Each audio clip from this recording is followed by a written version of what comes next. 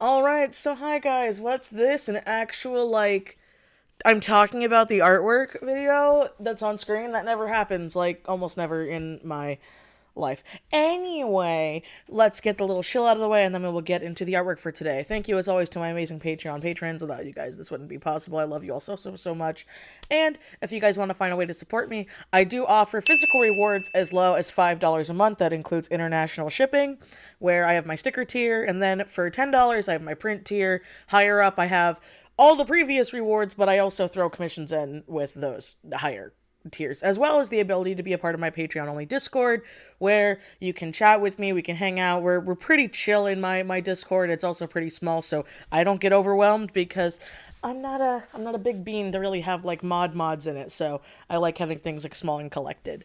And we also chat when I do streams on Twitch and stuff. And if you like what you see here, please follow me on my other social medias, which are on my Linktree link down below. And please remember to like, comment, and subscribe because YouTube is dumb. There, we got the shill out of the way. Now let's get into the thing of this video that I want to talk about. So, it is September. It is spoopy, scary skeleton time, and I love this time of year. I always have loved this time of year. Fall is my favorite time of year. Sadly, I live in California. We don't get to experience true fall like other people do unless you live in Northern Cali or up in the mountains. And even then, you definitely don't get to experience it for as long as other people do. And I already know autumn is very fleeting. But I am a person who grew up with horror movies and the classic black and white movies. My dad would show me them all the time.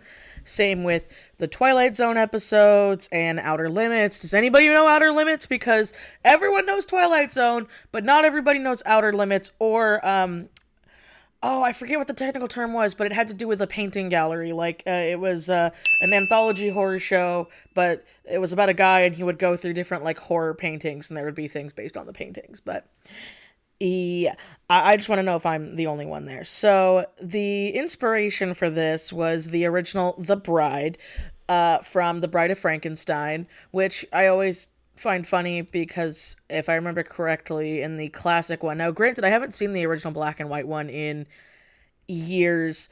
I don't think they went the same as the book. If you guys didn't know, my favorite classic gothic literature book is Mary Shelley's Frankenstein. I read it in high school and I loved it, and I try to reread it at least once a year.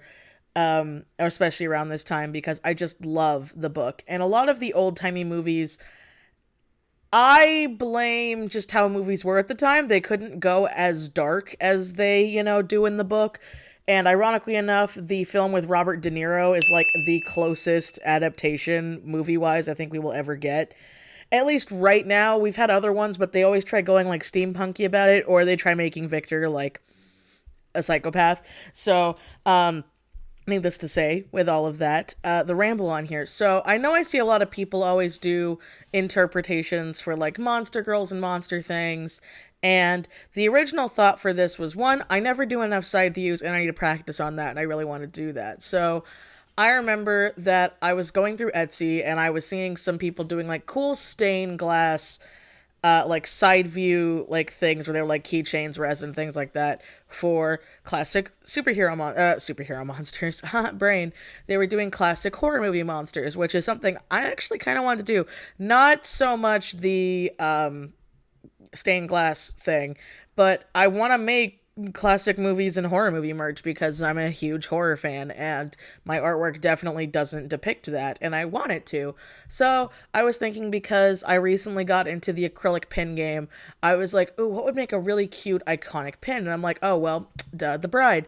But something else I learned recently was I learned a new trick for how I've changed it, and I will be making a video in the near future, but actually let me know down below if you want my next video to be that, so I know if I need to work on it right away, or if you guys don't mind waiting a little bit on how an updated coloring tutorial on how I do coloring and stuff, because my recent method has changed drastically from how it used to be, so that way I can now add more details to my flats so they look a little bit more well detailed and more rounded. So when I do the shading, it just adds extra depth to it. if that makes any sense. So when I was working on it now, the classic Bride of Frankenstein is like all white. She's like sheet white. While, in Technicolor, our classic Frankenstein was green. If you read the books, he's not neither of that. But, we're going to go with what's iconic here. And there is just something fun and iconic about the hokey, old timey movies. Same goes for like the classic Dracula, the classic Wolfman, the Mummy, and all that jazz. So I was thinking, because the classic Bride has these very iconic, if you can hear my cat in the background, he's currently using his litter box because my workspace is in my living room. But she has really interesting stitches to like, emphasize her beauty, because that was also, again, just the time. You didn't really want women back then, or female presenting people, to, be ugly unless they were like actually a monster, but they wanted her to be beautiful. And something that I always loved about it was she has stitches going like from her chin line to her ear to around her neck. Now, I tried doing something like that a little similar with mine, but I also wanted to use the iconic different shades of green for this one. You could probably see in the corner, I actually took the colors from an artist I really love, Bewitched Ink. I think that Bewitched Ink has like beautiful color palettes, and there's no shame in taking color palettes from people because people don't own colors. I just wanted to point that out in case anybody also follows that artist, because she's really big on Twitter, and to be like, wait a minute, is that? It's like, yes, I took the color palette. But even then, I only took the greens and the black tones. I didn't take it from the whole picture that I was borrowing from. But, which also, I wish more people would just acknowledge that, like, a lot of artists do stuff like that. It's not a shame, but I think it's shameful when you're, like, denying it. I'd openly admit if I see a color palette I really like, I'm gonna take it, But if people ask, like, oh, how'd you come up with those colors? I'll be blunt and be like, another artist used them and I liked them. So, anyway, with that ramble there, I decided I wanted to do something where there were different patches of skin, because the whole point of the monster is that they are supposed to be stitched from different parts of corpses. So I tried thinking, all right, I'm going with the iconic green, and I wanted to make it different shades, which is why I made the inner neck portion a darker color. I actually might be doing like some chibis of like my own renditions of like classic, horror movie monsters and stuff like that. But again, they'd be like my versions, because I love them and I like character creation. But I also might be doing a, version on my shop eventually of the classic classics. Because if you guys did follow my Redbubble, I know I'm sound like I'm shilling, I'm not trying to.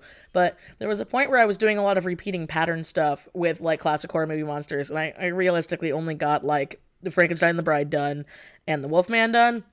But now that I'm working on other things, I was trying to think of something along those lines. And I was also thinking for this piece, even though it is just a bust, I was like, what would be something I would like to hang up? What would be something I would want to have on my wall?